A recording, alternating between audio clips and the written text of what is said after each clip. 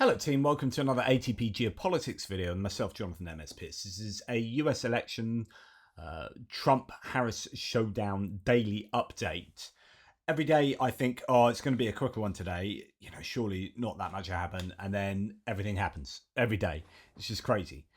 Anyway, I'll try to be as concise as possible. So before we get into, my goodness, some interesting interviews and appearances and rallies and whatnot. A tiny bit of news first. So there have been these tech billionaires who have got behind Trump. So the likes of David Sachs, Peter Thiel, Elon Musk, etc., etc. I did a section on techno-fascism the other day, which is an interesting concept. But in a kind of answer to this, apparently 100 venture capitalists, including entrepreneur Mark Cuban and LinkedIn founder Reid Hoffman, have thrown their support behind Harris. So that is good news there. So who else? Investor Chris Sacca, Katie Stanton of Moxie, Eva Ho of Fika Ventures, Rebecca Caden of Union Square Ventures.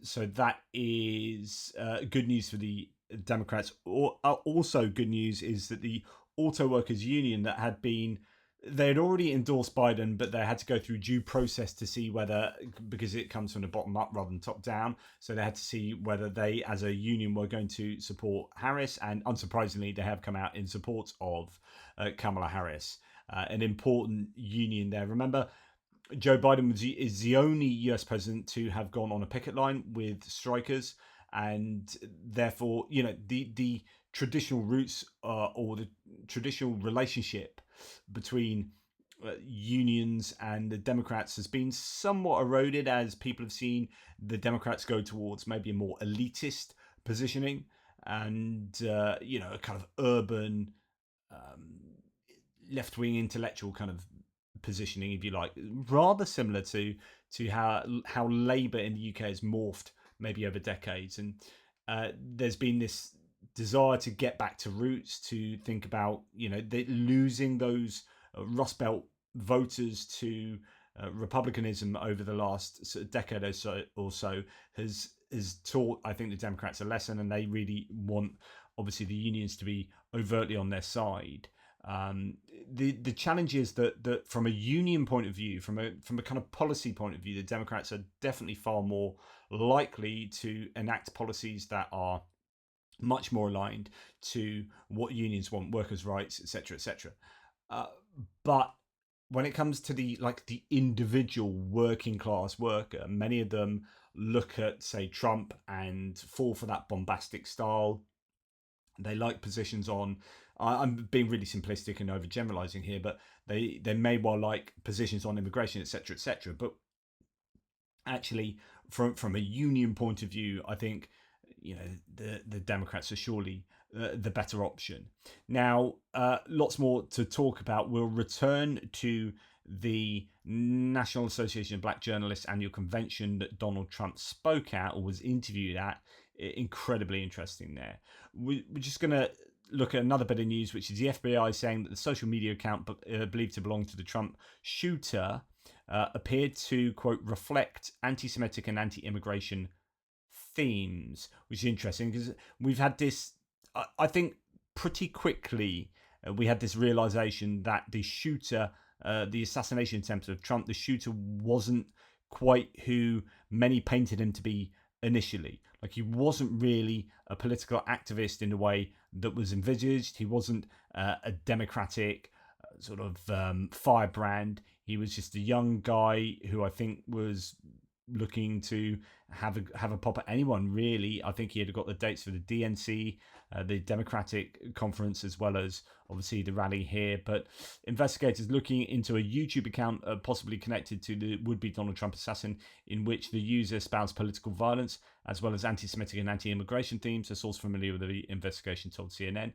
FBI Director Paul Abate had said at a congressional hearing Tuesday that investigators had uncovered a social media account where Thomas Matthew Crooks may have posted those themes but didn't specify the platform, and said they're still working to confirm the connection with the shooter. So that's a development that is, in my opinion, not massively unsurprising, but it's not going to be particularly conducive for those who are still trying to maintain that this was a kind of Biden rhetoric inspired shooting. It appears to have been far from that. Right, now we're going to look at sort of public performances. There are several things to note here. Okay, where should we start? It's all about demographics, particular demographic groups. I've talked about independents. We've talked about women, people of colour, young people. Mobilising, both sides obviously want to mobilise and get as many votes in every single demographic segment as they possibly can. But I think it's only the Democrats that are really doing things that are properly talking to those people and actually getting them on side. And I've talked about this in virtually every video, that there appears to be a ceiling to the Trump support, the MAGA support, that is somewhere around maybe 46% tops of the electorate. And they keep doing things to solidify those people. So Trump and Vance and others will say things that really whip up the sentiments of the people who are already going to vote for Trump and the Republicans. So there's no point. You've got them. Don't bother with them. They're sorted. But they keep like doubling down on this rhetoric that solidifies that part of the electorate, rather than concentrating on people outside of that box of voters that exist in either in a position of being a swing voter, or exist as other demographics that maybe they might be hating both, like Trump and Biden haters, as it was, now Harris and Trump double haters. You want to get what are called double haters. You want to get some of them back over to you. Yeah, you can continue to hate Harris, but I need you to hate her so much that you'll vote for me, or like me just enough that you vote for me. That's what Trump needs to be doing, like going into these other segments and persuading them towards him. So the question is always, every day, who is doing a better job of persuading those groups? And my opinion would be that it's, at the moment, and I think this is clearly reflected in the polls, it is Kamala Harris that is doing a much better job. And that's not just me being biased, not just me saying, this is what I want to be true. It literally is being reflected in the polls. So the polls are swinging massively in favour of Harris at the moment. And I've talked about this tidal wave of momentum and that needing to be sustained, but she is doing that. She gave a really good, the whole speech at Georgia, 10,000 people packed into this auditorium or sports, I don't know what place it was, but it was absolutely, according to those there, absolutely electric. The speech was absolutely fabulous. She is doing a really good job of these stump speeches. And actually, if you look at just this excerpt I'm going to show you, think of the way she pauses and the way she's manipulating the audience. Like, she's really improved her public speaking in a way that gives you great confidence that she's not going to go wrong at these stump speeches, I don't think. And it gives you good confidence that if she was in debate with Trump, that it might be good for her, for the Democrats. Now, the debate with Trump is something that might not happen. Trump has apparently kind of pulled out of that again, as I mentioned yesterday, and she is milking that. So check this out and think about how much she's genuinely exciting the audience here. So last week, you may have seen, he pulled out of the debate in September he had previously agreed to.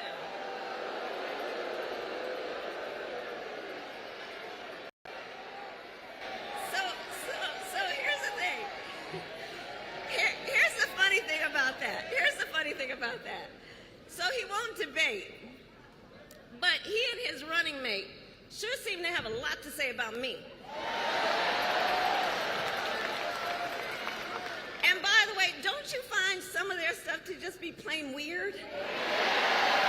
Going down the old weird thing, I warn them not to overplay that. It is being heard an awful lot.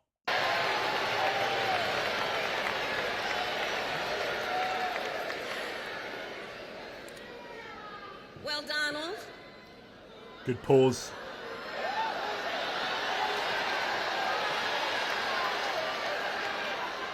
I do hope you'll reconsider to meet me on the debate stage.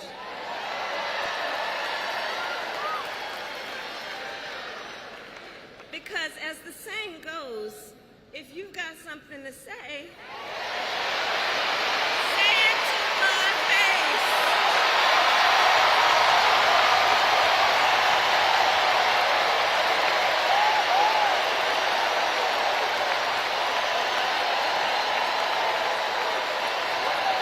So what this is about getting clippable moments that work in your favor.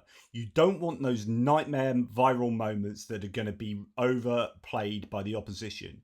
You want to give your side really great viral moments, and you want to have people cheering you on. You want just, this is absolutely perfect.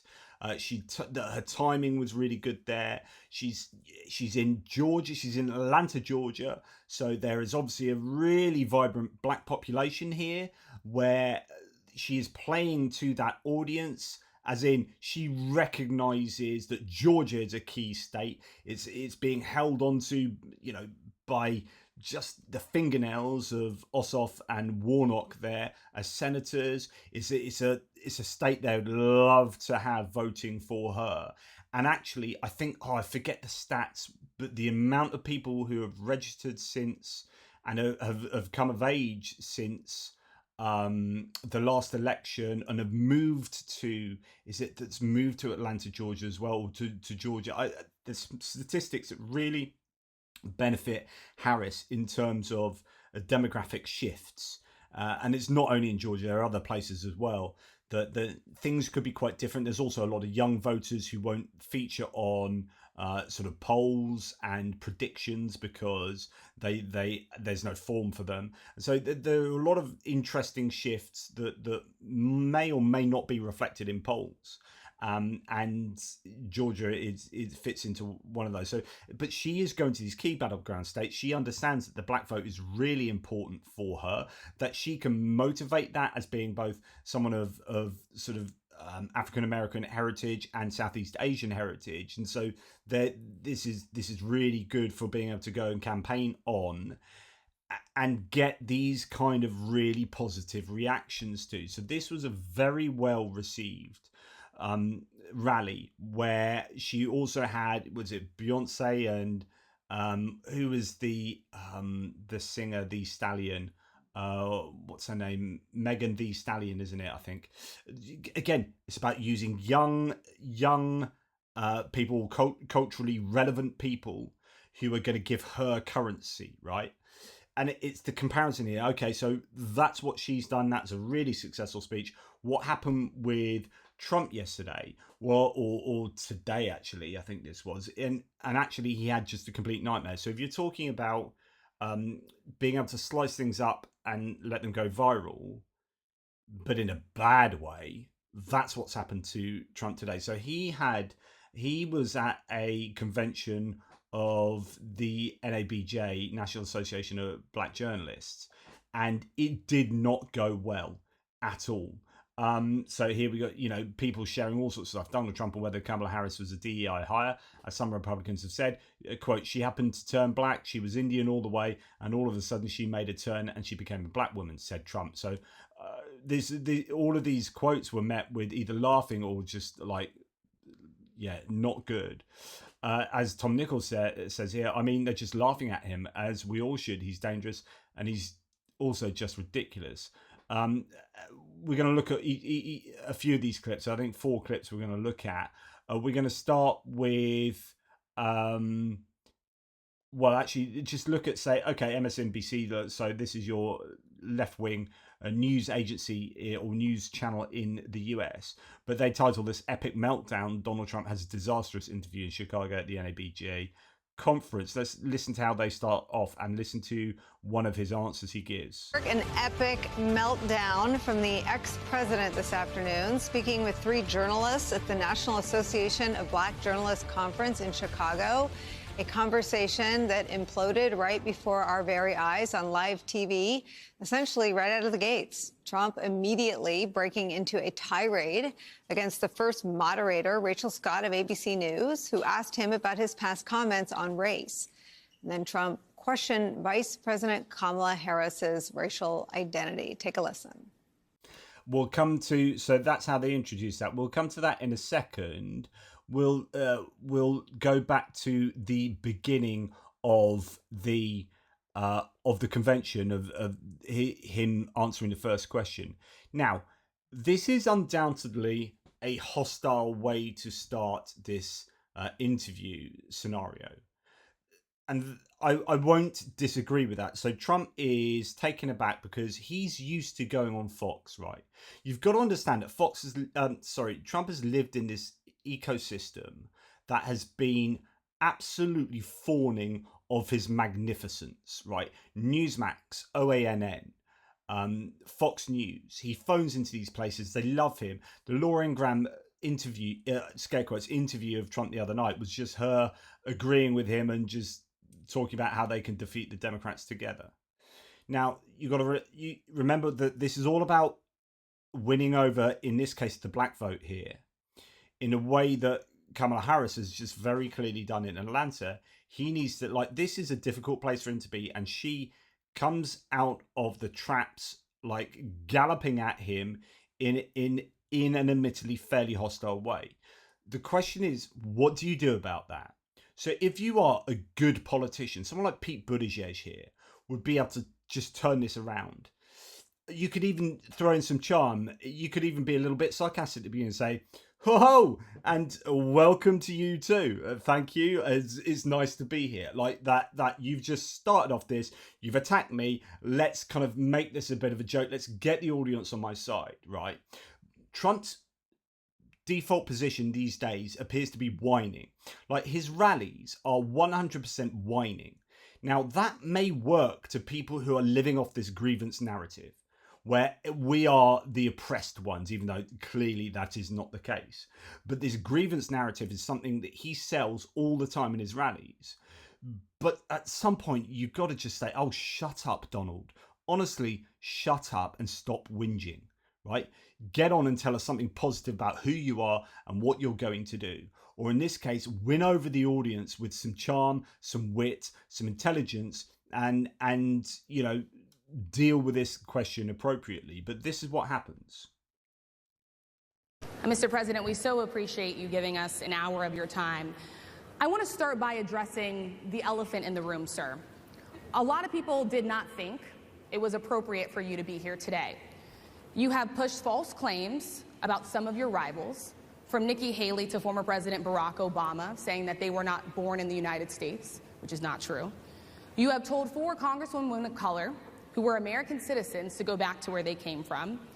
You have used words like animal and rabid to describe black district attorneys. You've attacked black journalists, calling them a loser, saying the questions that they ask are, quote, stupid and racist. You've had dinner with a white supremacist at your Mar-a-Lago resort. So my question, sir, now that you are asking black supporters to vote for you, why should black voters trust you after you have used language like that? Which is a really good question, framed in a very good way, because it gives you what he has said. Those are his own words, and what he has done that's kind of incontrovertible. But this is pretty harsh out of the traps, as I mentioned. And this is where he goes. Well, first of all, I don't think I've ever been asked a question in such a horrible manner, a first question. You don't even say, hello, how are you? Are you with ABC? Because I think they're a fake news network, a terrible network. And that works well with his own audience, right? That works well with your MAGA crowd. Okay, oh, fake news, ABC are fake news, blah, blah, blah. But that audience is laughing at him, right?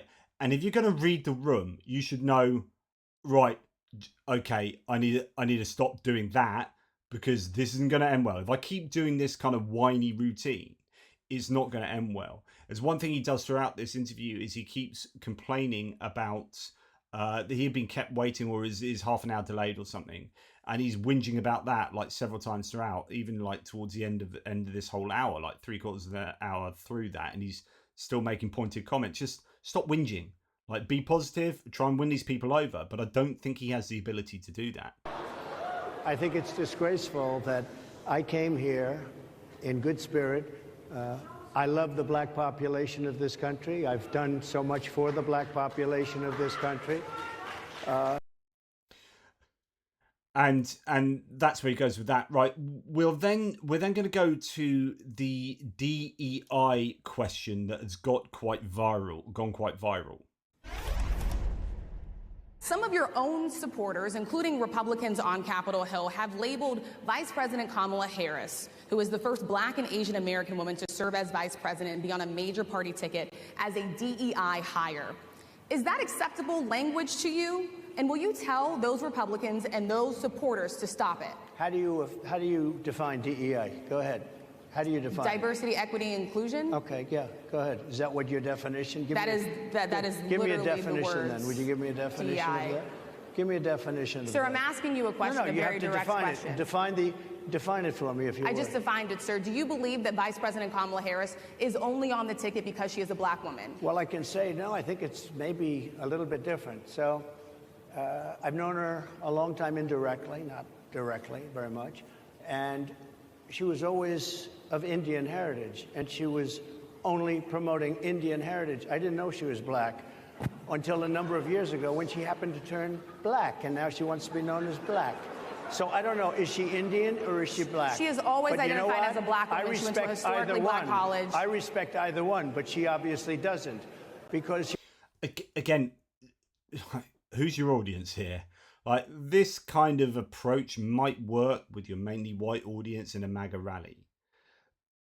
I don't think this is where you want to take this. You need to have had some pre-prepared answer that was pithy and decent about DEI. Just, you could, I don't know, even if you want to go down some route about, look, hey, I'm someone that always advocates for merit. I want the best. He always said, I employ the best people, and then he fires them all because they're crap, right? But in his eyes, but he always talks about he hires the best people. Well, okay, I don't think it would have worked, but you could go down some kind of meritocracy route. But this is just, again, this is, to quote the Democrats, weird. She was Indian all the way, and then all of a sudden she made a turn, and she became a black person. Just to be clear, sir, do you believe I that think she is somebody should look into that too when you continue in a very hostile, nasty tone. It's a direct question, sir. Do you believe that Vice President Kamala Harris is a DEI hire, as some Republicans I really don't have know. said? I mean, I really don't know. Could be. It's amazing. So you can understand why lots of people found these excerpts pretty controversial. There's a couple of others that I think are worthy of note. Is it this one? Let's see. Supporters, including Republicans on Capitol Hill, have labeled Vice President Kamala Harris, who is the... No, that's the one we just heard. There is another one here. No, that's the one we've heard before. It's this one. Okay. No. Quality. Well done, me. Here it is. Message today. Talk about related to black jobs. Let's watch that. In this moment where we are, why come here? What is your message today? My message is to stop people from invading our country that are taking, frankly, a lot of problems with it. But one of the big problems, and a lot of the journalists in this room I know and I have great respect for, a lot of the journalists in this room are black. I will tell you that coming from... Just, like, this is just cringe. He's at the National Association of Black Journalists. He says, a lot of journalists in this room are black. Yeah, probably almost all of them, mate. I mean, do you know where you are? He's just, he's spiraling here. He's panicking. He's like, yeah, this is just not good. And the rest of what he says is, yeah, bad. From the border are millions and millions of people that happen to be taking black jobs. You had the best. What exactly is a black job, sir? A black job is anybody that has a job. That's what it is. Anybody that has a job. A black job is anybody that has a job. He just doesn't know what he's talking about. This is he's a man that is used to saying stuff. Again, I will repeat myself, but it's worth understanding that's exactly what's going on here as well. He's a man that's used to talking at MAGA rallies where they will lap this stuff up. And the idea of black jobs, he's actually talking to white people generally about how they're taking black jobs because, you know, it gives him that sense of credibility and that he is worried about the black demographics. And, you know, he's the everyman talking for every American when actually he's basically talking to that ceilinged box of voters over there that I often talk about. And when he's pressed on, well, what are black jobs? Blah, blah, blah, blah, blah, blah, blah. All right. And Mr. President, they're can taking the employment away from black people. They're coming in, they're invading. It's an invasion of millions of people, probably 15, 16, 17 million people. All right, JVL, So that was another like car crash element of the interview. And then there's this one, the January the 6th segment. About January 6th. Let's play the clip. President, I would love to ask you about January 6th. You've called yourself the candidate of law and order. Yeah. When Time Magazine asked you if you would consider pardoning all the rioters, you said, yes, absolutely. Sure. You called them patriots. 140 police officers were assaulted that day. Their injuries included broken bones, at least one officer lost an eye, one had 2 cracked ribs, 2 smashed spinal discs, another had a stroke.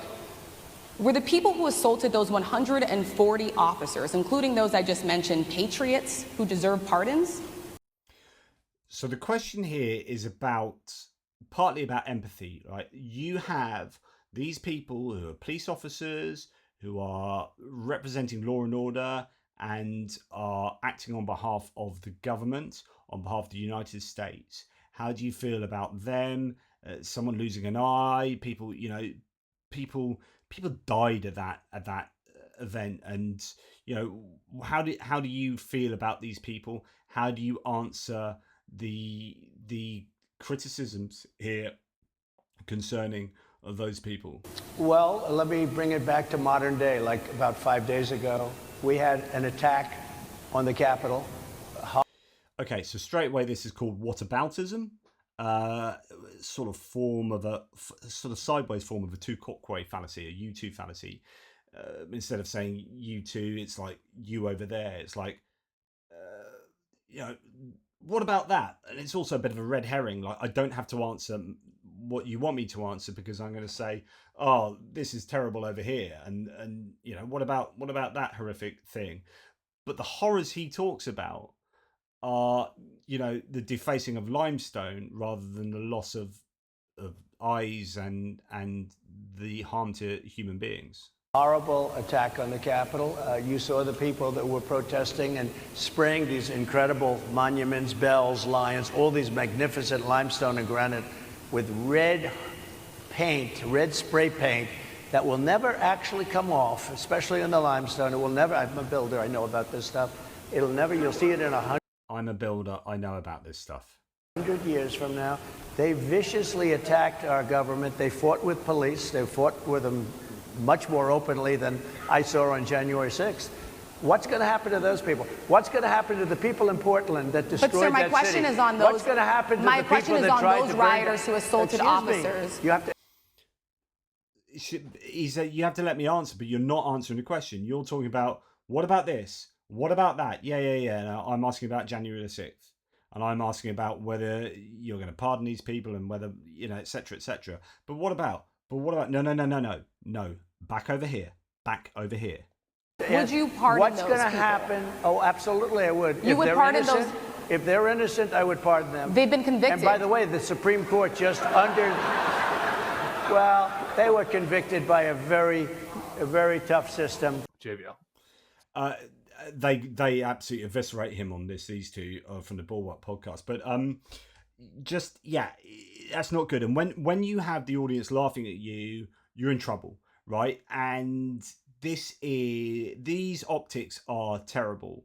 Now, it might not make any difference to the people who already love Trump. Many of these people might not even watch any of that, right?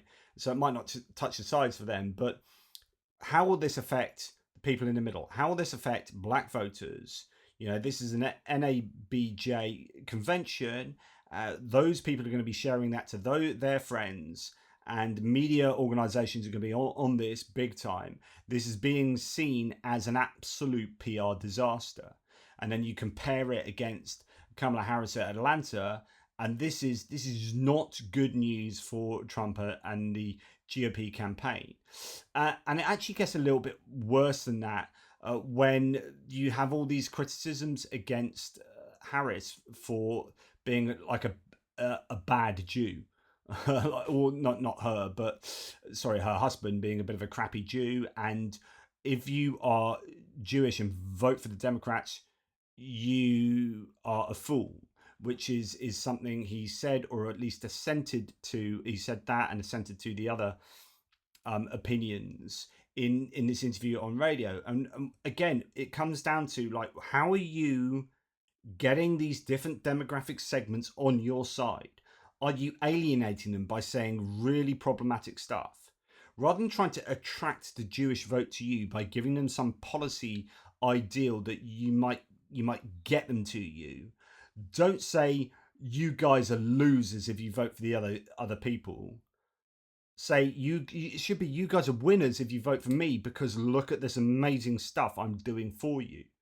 But he's so negative and cynical that all he does is divide or insult. It's a really problematic approach that he has to campaigning. Graham talking about the vice president's husband. The radio host brought it up. Trump is agreeing. Trump says any Jewish person would be a fool to vote for Democrats. Does that work? He's certainly trying. He's trying very hard. And I will tell you that the Harris campaign released a statement because he wasn't just talking about the idea that Democrats shouldn't vote for Kamala Harris, which he used to do about Joe Biden as well. He denigrated the second gentleman, as you played at the beginning of the show, along with Harris's husband, clearly led by the host of that radio show. The Harris campaign said Donald Trump thinks he can score points with Jewish voters by denigrating them. He is wrong. And that really is kind of the key here. By the way, Kamala Harris's husband was a Jewish and was out front leading the administration's efforts to combat anti-Semitism in America. Correct. Which leads me to an important point here. Okay, we're actually going to go on from there to this next part with Jake Tapper, where he talks about this radio interview and plays the excerpt in question from that interview on a conservative radio show. Donald Trump went on a WABC radio show in New York this morning, and he said this about Vice President Kamala Harris. She dislikes Jewish people and Israel more than Biden did. If you are Jewish, regardless of Israel, if you're Jewish, if you vote for a Democrat, you're a fool. An absolute fool. And they tell me that this Harris's husband, Doug Emhoff, Mr. President, is Jewish. He's Jewish like Bernie Sanders is Jewish. Are you kidding me? He's a crappy Jew. Yeah. He's a horrible Jew. So on the way out, you heard there Trump saying, yeah, to that horrendous assertion by host Sid Rosenberg that second gentleman Doug Emhoff is a crappy Jew. Remember, when the second family moved... So, I'm not trying to character assassinate Trump here.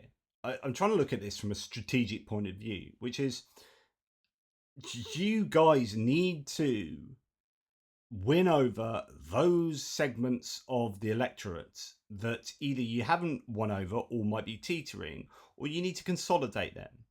And the sorts of rhetoric that we are hearing in terms of the Jewish segment or the black segment of the electorate is not working. It's just, he is having an absolute mare. Now, the other interesting thing that's happened is that they have officially distanced themselves from Project 2025. And that's still something I'm going to do a video on. I just need some more time. But they must have some internal polling that suggests, and probably quite rightly so, because I think the polling does suggest that this is not popular at all. I think only 1 in 10 people think it's a good idea. So they are now officially distancing themselves from Project 2025, which is this 900-page blueprint written by the Heritage Foundation and about 18 of Trump's former people around him, that he then said he knew nothing about, that some of it was horrible, but good luck to them anyway, even though it's abysmal, I think was the word he used. But anyway, Trump campaign statement on Project 2025's demise. President Trump's campaign has been very clear for every year that Project 2025 had nothing to do with the campaign. So this is interesting because he only said the other day that he knew nothing about it. He knew nothing about it, but apparently they've been very clear for over a year. So there's obviously some lying going on here. That much is true. Had nothing to do with the campaign, did not speak for the campaign, and should not be associated with the campaign or the president in any way. Reports of Project 2025's demise would be greatly welcomed and should serve as notice to anyone or any group trying to misrepresent their influence with President Trump and his campaign. It will not end well for you. And that comes from Chris Lasavita and Susie Wiles from the Trump and Vance campaign.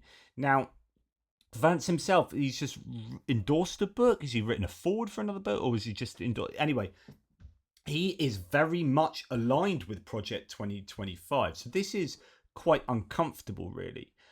Trump campaign, says Ron Filipkowski, issues a nasty statement after Project 2025 director resigns. So you got the director of Project 2025 resigning. It's all going wrong concerning this. Clearly proves that they were the ones who demanded it and are only upset about it because it's so unpopular with the public. Phillips O'Brien says what this almost certainly means is that Trump's internal polling on Project 2025 and the state of the campaign overall is worse than the public polls. This is desperate.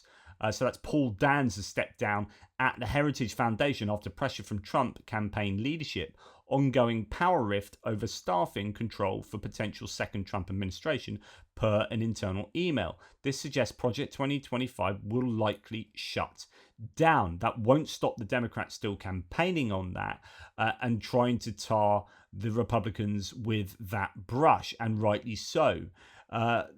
As Michael Weiss says, the light of the night of the long nights has given way to the night of the forlorn incels. So what's he talking about? Well, MAGA figures are suddenly afraid that Trump will lose and are pointing fingers at each other over who's to blame. It's just fascinating, and it I think is a reflection of how things are falling apart behind the scenes for the Trump campaign and how this has happened so quickly. It's incredible. So inside the MAGA bubble, recriminations and blame, this is from Media Matters, are growing as Trump's electoral position apparently grows weaker. Nick Fuentes, so if you remember him, he's a white nationalist that Trump has rubbed shoulders with. He's a Holocaust denier and Groyper leader who dined with Trump at Mar-a-Lago in 2022. Has been railing at Lasavita for a while. So Lasavita was a guy who's just made that announcement with Wiles for the Trump campaign, saying they are distancing themselves from Project 2025, but Nick Fuentes here is not happy with Lasavita. Just days ago, Fuentes bragged that his audience is more loyal to him than it is to Trump, and said that he would not vote in 2024 because the people closest to Trump, like Lasavita and Wiles, are not loyal to America First ideals. So remember, if you go back to America First in the 1930s, this is Charles Lindbergh's isolationist approach that we shouldn't help Europe, we shouldn't get involved in the Second World War, we should, exactly like America First kind of is now, which is this isolationist approach. Is just a rerun of the 1930s version, except the 1930s version, well, I'd say the 1930s version had some very connected elements to kind of racial ideology, if you like. And the question is, does the new America First iteration have that? Well, actually, Nick Fuentes here appears to show that it very much does. So Wiles and Lasavita's decision to turn on Project 2025 so publicly, as we just saw, has only made this wound larger. Pizzagate conspiracy theorist Mike Cernovich jumped in, writing that Project 2025 people were loyal to the end and that Lasavita is preparing a coup against Trump. So there's this division. Now, Fuentes posted about the Lasavita-Wiles statement, and in replies and quotes, Groyper's directed rage against the pair. Groyper-aligned figure Tyler Russell reacted on a stream Dan's resignation, so reacting to the Heritage Foundation guy's resignation, saying Fuentes was correct and Lasavita, quote, needs to be the first person in jail. He also added, Susie Wiles and Chris Lasavita, F both of you. White nationalist Vincent James Fox also wrote that Trump disavowing Project 2025 should be concerning because he's literally disavowing what he ran on in 2016. So Daily Wire host Matt Walsh implored the Trump campaign to stop trying to disavow Project 2025. Fox contributor Molly Hemingway claimed that the Trump campaign was bowing to left-wing media lies, and noted extremist Pedro Gonzalez also criticized the decision. Now here's the issue for the Republicans, because on the one hand, they Project 2025 is their genuine blueprint and ideologically exactly what these people over here really wants. But on the other hand, they're starting to realize that it's not what anyone else in the country wants at all. So once you get out of that ceilinged box, and actually within that ceilinged box, you've got half the people there don't like Project 2025.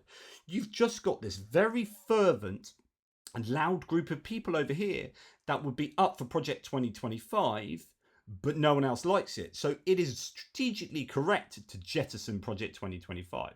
To think that you could campaign on it, to think that you could have done that is ridiculous. But of course, they weren't campaigning on it. They were keeping it a little bit quiet. And it was only when people got hold of Project 2025 and started shouting about it. And actually, this started like a year ago, but it's only really gained a lot of critical traction in the last sort of 6 months.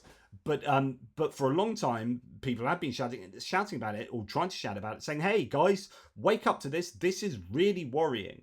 And this was like their blueprint that was kind of, kept under the desk. We don't want to talk about it too loudly, but actually, this is what we want. We'll talk about it in our little conventions over here, amongst people that are really keen on this stuff.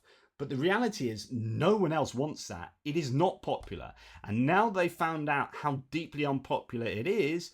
They are having to publicly jettison it, even though in private they probably think it's a great idea.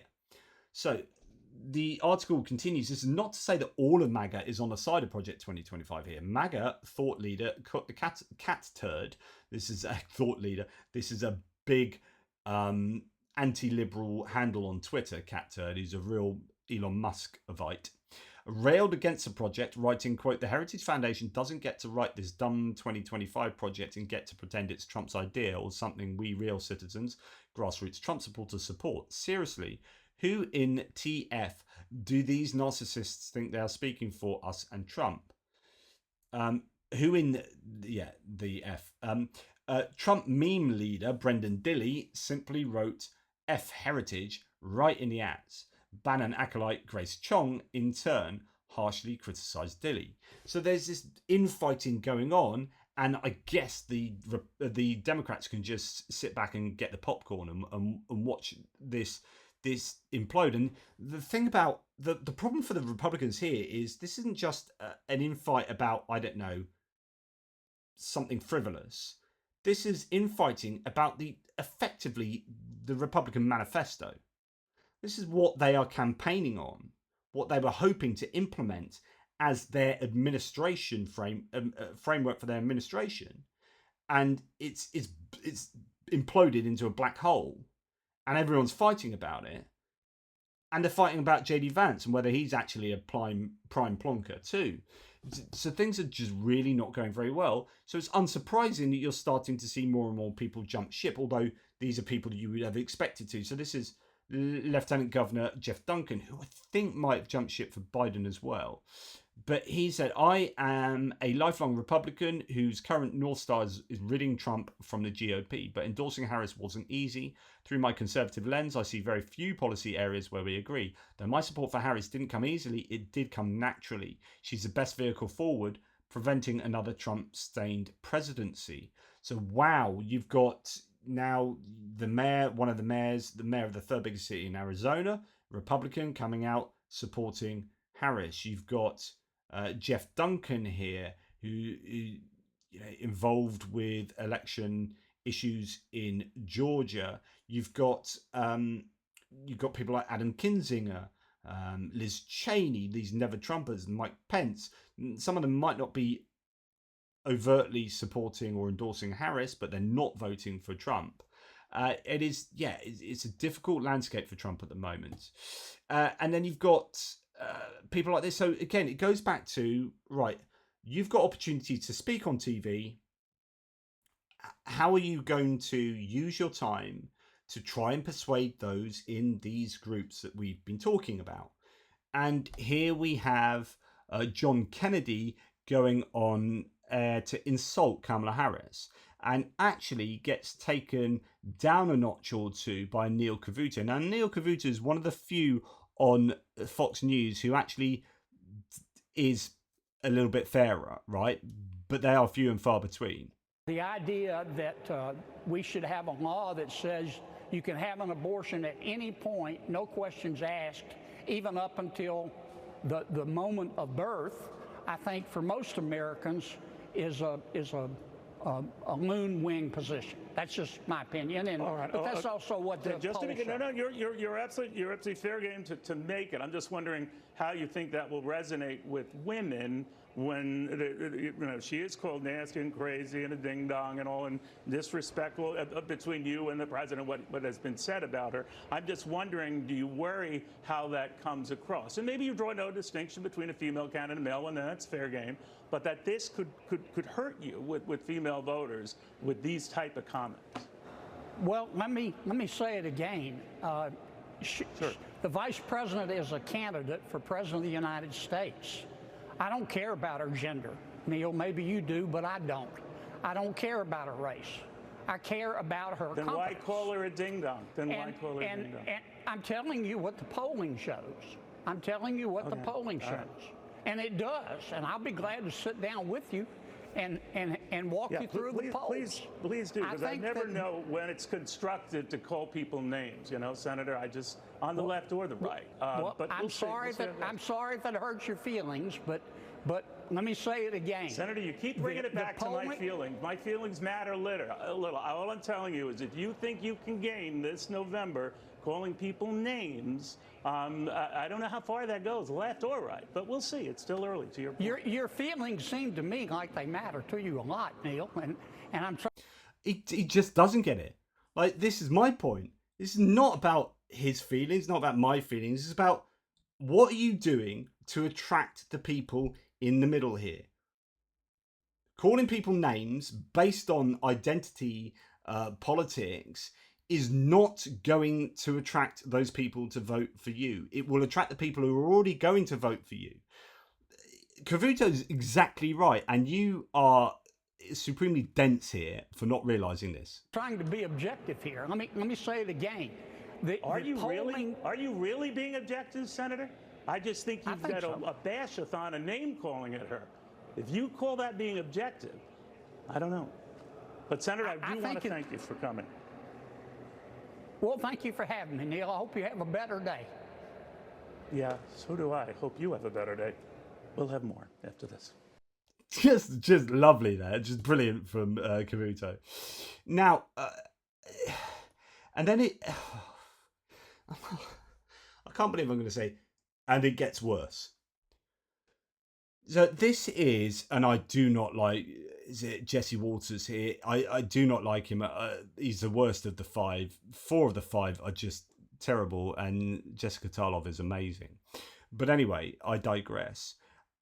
There is this play among Republican voters and with campaign strategists, or I don't know, it just seems to be a thing in that's almost, I don't know, a given in this kind of ecosystem over here of toxic masculinity. And we can talk about Jordan Peterson, we can talk about, you know, all sorts of different people, but he plays on this big time here, and I don't know that, again, this is wise in terms of trying to attract people in the middle, say, for example, women voters, people who need to be persuaded. Now, I don't see why any man would vote Democrat. It's not the party of virtue, security. It's not the party of strength. It's definitely not the party of family. And to be a man and then vote for a woman just because she's a woman is either childish, that person has mommy issues, or they're just trying to be accepted by other women. And I heard the scientists say the other day that when a man votes for a woman, he actually transitions into a woman. Oh, is that right? Yeah, that's what the science says. Science says that. Now, I don't see... Oh, right, that's what the science says. Is it? That's what the science says. I'd like you to give me a journal citation for that, please. And I'm fairly dubious that that is indeed what science shows, that when a man votes for a woman, he actually transitions into a woman. Gee whiz. Blows my mind. Adam Kinzinger, former Republican lawmaker, says there is a push by MAGA to say real men can't vote for Kamala. This is that kind of toxic masculinity idea. Their understanding of masculinity is so juvenile. Real men have compassion. Real men protect the vulnerable. Real men would advocate tooth and nail for Ukraine to survive. Love that. Soft, weak men need someone to tell them who to vote for. A crisis of masculinity exists, but mostly on the right, he says. Interesting that Elon Musk's Twitter banned or suspended the account White Dudes for Harris. So you had all these different groups doing these huge Zoom calls and raising loads of money. White Dudes for Harris raised $4 million for Kamala Harris, although they said it is open for anyone. We're just doing it because you had black women for Harris, black men for Harris, Asian men, I think, or Asian women or whatever for Harris, and they're like, yeah, let's do White Dudes for Harris. You're all welcome there, anyone really. And they did this, and they started up a Twitter account, and then it got suspended. And they're like, you what? It's now actually come back, but because there have been lots of complaints. Your account Dudes for Harris has been suspended for violating the X rules due to a user report. It's that easy. Just that's just someone's reported you from the Republicans, obviously, and you get suspended. It seems to be the way it goes on Twitter, right? Now, I can't play you this because of all the videos I play, anything from Comedy Channel, anything from The Daily Show, Jon Stewart gets copyright infringements, even if I do it on a smaller version down here. If you get a chance to watch Pete Buttigieg on Jon Stewart's Daily Show with Jon Stewart, watch the whole segment. It's about 18 minutes long. That is a masterclass. Look, I'm on an absolute masterclass on how to win friends and influence people. He is brilliant. He's why I think he'd be an absolutely magnificent vice president pick, but I think he will be for other reasons. The idea, his retort to the childless cat ladies claim from Vance is magnificent. Well worth it. I'll just leave it at that. Go and watch his segment on that. It really is very, very good. Right, let's quickly do some polls. And again, the polls are showing exactly what we've seen. This move towards Harris. New Bloomberg Morning Consult polls. Michigan, Harris is 53 to 42 up on Trump. Arizona, Harris is 49 to 47 up on Trump. Georgia, 47 apiece. Interesting move there. Nevada, 47, Harris, 45, Trump. Wisconsin, Harris, 49, Trump, 47. So most of these swing states, most of these battleground states are now trending towards Harris. Pennsylvania is one that has Trump up 50, Harris 46. Interestingly, rumors are out now that Josh Shapiro has got the VP nomination. So those are the latest rumors from people involved in the Pennsylvania Democratic sort of party. The rumors are coming out that Josh Shapiro's got it. I have no idea. It might be complete bunkum, but would be an interesting choice. He is really rhetorically very strong. The only interesting area I think is going to be Israel-Gaza, being a Jewish man, but he does have a nuanced view on that conflict that could...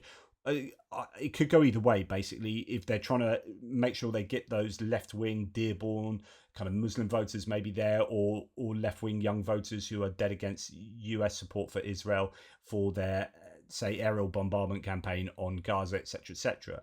Now, it might be that actually you can afford to lose those by gaining more over here, or you can go hard to keep these people, but you might lose some over here. So there are choices that the Democrats have to make with regard to Israel, Gaza, that I think is fascinating, because it's divisive for that party in a way it's not divisive for the Republicans. Republicans are solidly behind Israel, far more obviously.